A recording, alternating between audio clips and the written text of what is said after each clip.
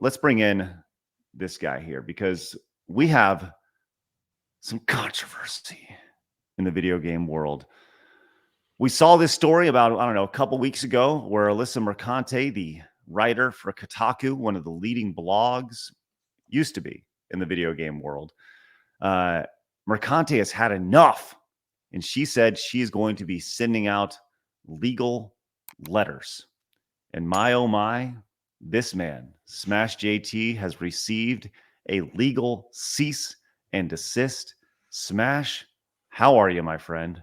I'm good. Can you hear me all right? Gotcha. Right, I always need to check my mic on these. First off, hello all. What's up, Melee Games? Both of you guys. How's it going? Jeff Hicks, I don't know if I even want to acknowledge you. You don't like Hook. That's kind of weird. Craig, I want to find out about this Endless Ocean story at some point.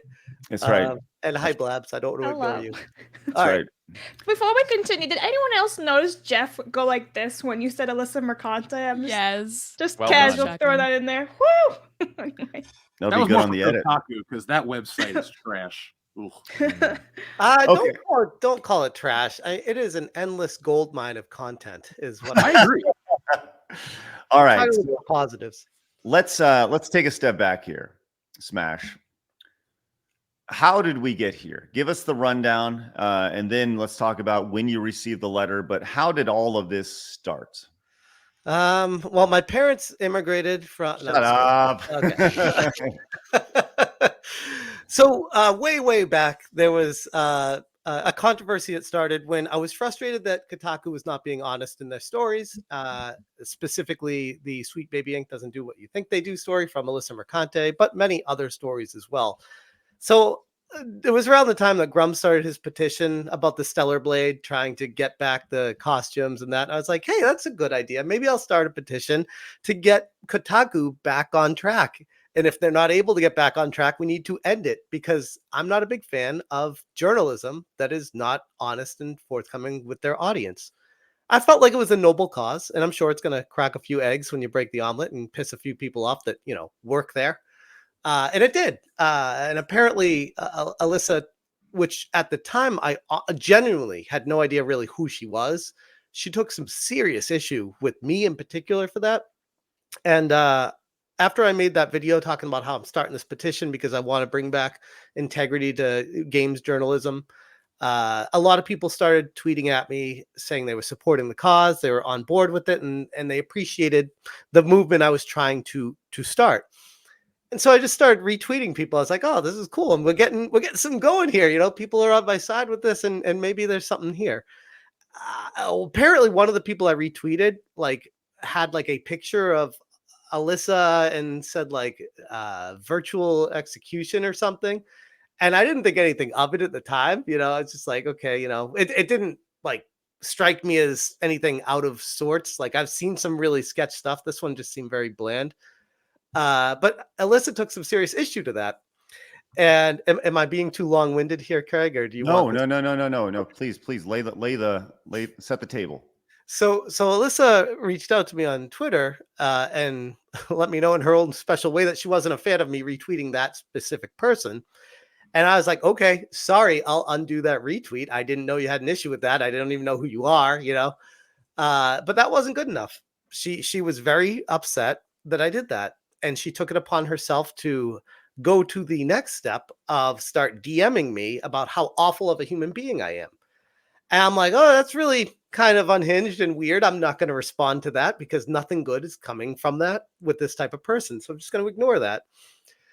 And she wasn't getting a response. So she did what any unhinged person would do, and that is reach out to my wife and find her information somehow, search her out, and start DMing her on Facebook about how awful her husband is, and that she should know more about me and what I do online, because clearly anyone who's married to someone like me is not in the right mindset, and they need to be informed about me. And I'm like, what am I dealing with here? Who does that? And then publicly states it on Twitter, as I'm sure most of you are aware of. Who says it like they're proud of doing? That's such a weird thing to do. I would never, that doesn't even enter my mind doing something like that with someone. So yeah, it all started back then. Basically, that was the epicenter of her hatred for me, and since then, it's only kind of grown and festered from me just constantly covering her continuous mess ups in the games journalism space, and she's not a big fan of being called out on that. And Right. to be fair, taking criticism is really hard. It's not something that just comes naturally to people. You really have to learn to self-reflect and understand it doesn't come from a place of hatred and that I want them to have awful things happen in their lives. Now, at this point, with what she's done to me and how awful she's been to me, that perception has changed. But I'm just saying in general, um learning to take criticism is a really important step in the process of being an online personality, because you're going to face it, and you're going to face it a lot. I get it all the time. I'm sure you guys all do too. So it's the internet is great, but it's also an awful place. So Right. you need to learn to take the bad and take the good, and try to move forward and be better with all of that. So that's the entry to this. So what next? Okay. Craig? So you've had a back and forth with Mercante over at Kotaku and many other bloggers, I might add. You've been very critical of people who not just Mercante, but people who you feel aren't doing a very good job of what they're supposed to be hired to do, right? And not yesterday. You said this has been a couple weeks. This is titled as September 8th. So you've Yes, had I got the letter a couple weeks ago, and I've been Mhm. sitting on it. One, because I didn't know what to do. I kind of froze. I'm like, Mhm. this has never happened before, and I want to make sure I play my cards right with this, because I don't want to screw it up. I want to make sure I handle it professionally and do the right thing every step along the way as best I can. And that took me a couple weeks to get to this point. And two, to be honest, the channel's been blowing up. It's been doing great. And I really just genuinely didn't want to deal with this. I don't want to give her the attention, the time of day. I don't need her as much as Mhm. her lawyer wants to make it sound like I need her to grow my brand. I don't want this. I genuinely don't want, my channel's doing just fine without this. I really don't need it. So, Right. yeah. Well, so they send you the letter. You get it on or about September 8th. It's a 5-page letter, and you read through this on your channel. I've read through this as well. I mean, I don't want to be critical of his lawyers, but it's almost like it's written by somebody who thinks they know what they're talking about without actually knowing what they talk about, knowing what they're talking about. If that makes sense, right? It's one of those things where I take a step back from it, and I think we always give the benefit of the doubt to a lawyer in the space, because one, typically extremely educated, and two, they live in this world, so they comprehend it a lot better. So I think for us to read a letter like that and to be like, okay, I already know I'm smarter than you, that's really embarrassing, because I couldn't pass the bar. I mean, maybe I could if I studied really hard for it, but I don't know how some people got their degrees. And this is one of those people where I'm like, it's like someone was saying it's like Saul Goodman, except not smart. So, what are the biggest complaints that their lawyer has? I guess that Alyssa has, that the lawyer has sent your way, is that that you called her a sex worker, or you said that give me the rundown on that. She was upset that you were called she was labeled a sex worker or something along those lines. No, this is someone, they just start throwing stuff against the wall. Like, I think we all tweet a lot of things, and you could pick anything from anyone and just say, oh, that offends me. That one thing you said that one day a year and a half ago, that really hurt my brand. That one 12-word tweet. It's like, well, you got to really show some evidence and proof of that. What you're doing right now just kind of sounds like you're losing a battle. And what I genuinely think she was doing, and she thought she was very smart with this, and it's kind of wild how she's trying to play like a 4D chess game. She wanted to get me to be scared and then admit that I'm wrong and just apologize and just make it go away. What's the letter even says that? Like, hey, if you just apologize, this all goes away.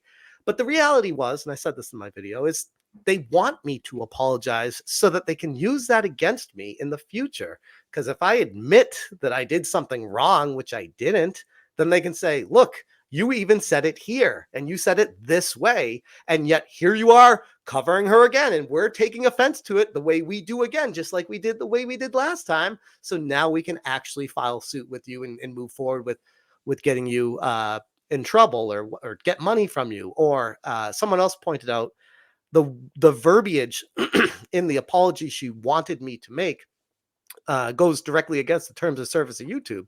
So theoretically, they could use that, go to YouTube and say, hey, take his channel down because he admitted to doing these things to someone. And that is grounds for termination of a channel. And honestly, she's beyond an awful human being, in my humble opinion. And I would not put any of this past her.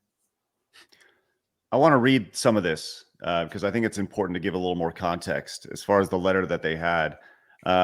The letter that they sent over that says, you published a video on April 4th in which you stated Alyssa Mercante has since come forward stating that she used to be a sex worker sucking dicks for money before working at Kotaku. You repeated this statement on YouTube May 1st, 2024, and then May 3rd, 2024 as well on your website. By the way, tell me you're not watching your stuff, our stuff without literally going to a lawyer. Right. And it says, Jeff, those statements are factually false. And you knew they were false when you made them. Alyssa has never, quote, come forward stating that she is engaged in the conduct you claim. There is a gulf between solo nude modeling and engaging in sexual acts for money. The gulf that you are aware of when you made this statement. You did not couch them in terms of possibility, but a definitive fact within your knowledge. These statements are not mere insults, trash talk, or rhetoric hyperbole, such as would render them protected speech. You clearly intended these statements to be taken as literal fact, and a jury could easily find them as a reasonable person, that a reasonable person of ordinary prudence would interpret them in the light. By the way, that is an incredibly long run-on sentence. I just want to point out. As you falsely claim, Alyssa is the source of this information. It is factually obvious that you made these statements knowing that they were false, and required to find, quote, actual malice under this New York whatever, right? Furthermore, because commenting on Alyssa and her work has proven such. Okay, well, hold on, let's stop there for a second. So they're making a lot of. It's ironic they're saying I'm making leaps by making a lot of leaps about me. Like it's pretty impressive. Now, 8-Bit Eric, who good dude, watched the show. He had this over on X, just kind of pointing this out. How'd you get into the gaming industry? Her reply, April 6th, I suck dick. That can't be real. I mean, honestly, that's hilarious. This is almost like a comedy if you look at it from the right perspective of just how embarrassing she is. She keeps stepping on rakes everywhere. And if she wasn't so aggressively awful to other people, I'd actually almost feel bad for her. Mm-hmm. But no, she's an asshole. Like there's no redeeming qualities for someone like this, except for, and I've told her this before, and it's really unfortunate. In the right light, I genuinely believe she is a very talented writer, and she is very good at what she does, at manipulating people. But I see right through it, and that really pisses her off. Well, there's it's interesting because she said initially that she was going to be sending out all sorts of different things to different people. Now, Smash, have you heard from anybody else that has received a cease and desist? Did anybody else come forward with this? No, not yet. I've had a lot of people reach out to me, tell me that after seeing this, they are now expecting something. But no, none of the usual suspects that we would think would have gotten one have gotten one yet. Okay. And by the way, I'm strictly speculating right now. I have nothing on this at all, but I'm strictly speculating that based off a retweet that Mercante had this morning, that I think that Melanie Mack will get one as well. And the reason why I didn't see her retweet. I don't believe it or not. I don't stalk her, Craig. I don't know what's going on. What did she retweet? So this is from Mercante. This is from 2 hours ago. She said, I'm just going to just leaving this here. And this is a retweet from June 26th, where she says, just to be clear, I was never and have never been paid for sex. I do not have a problem with that kind of sex work. I love all sex workers, but I have never been paid for sex. And this is but define paid, because we just went over 8-Bit Eric's that basically was a tit for tat of how she got into the industry. So right, whether it's a joke or not, it's still implied, right? Right. So and how's she supposed to take what I say as a joke or not? Right. So and she's quote tweeting Melanie right here. I DM Melanie to see if she's received anything like from this, and I'll be interested to see if if she responds or whatever. So let me one other thing with this, and please somebody clarify. Maybe Jeff or Kay, y'all have some information on this, but she says, I have no problem with sex work. I love all sex workers. So let me ask you, anybody, if she has no problem with people who work for sex money, why are you filing a cease and desist to tell somebody that they're a sex worker? Like, if you have no problem with it, then there should be no problem with somebody calling you a sex worker. Stop right? making so much sense, Craig. It wouldn't be defamatory if it's not an insult to her. That's what I don't understand. I guess she's saying it's okay for other people, but it's not okay for me, even though I admit that I do it. Maybe it's because she'd never got any clients and she tried her best, okay? Well, that's not really on me, Blabs. That's not my fault. Someone went to her and was like, I will pay you to not have sex with me. Please just stop your $10.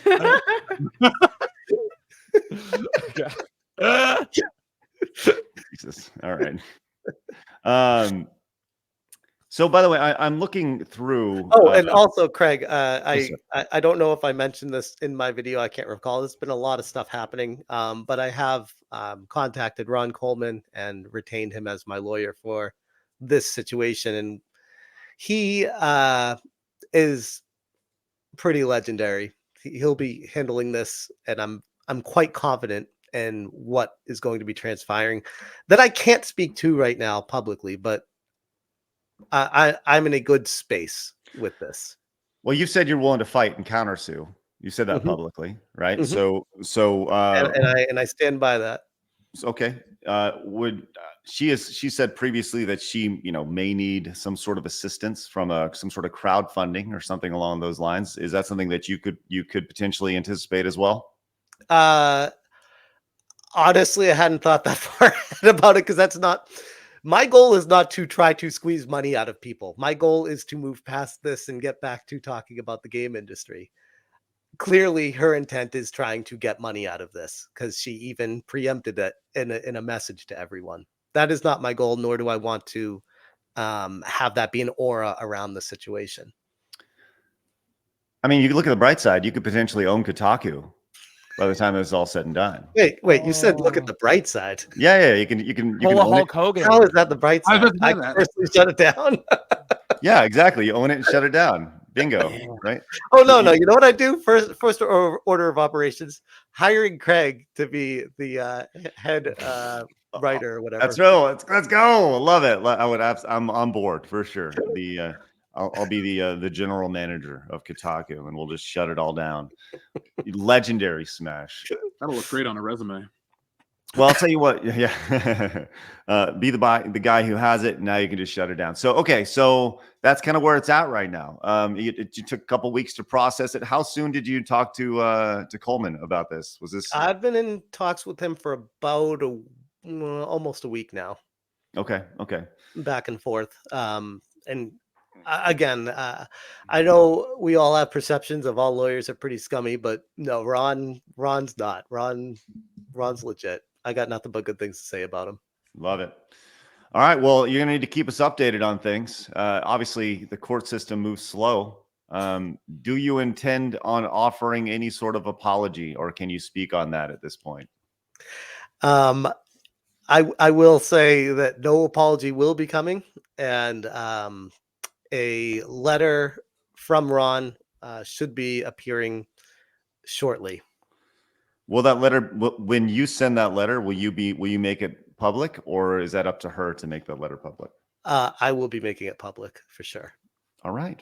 Excellent. Well, Smash, we appreciate your bravery and standing up for all things that are right as far as journalistic integrity.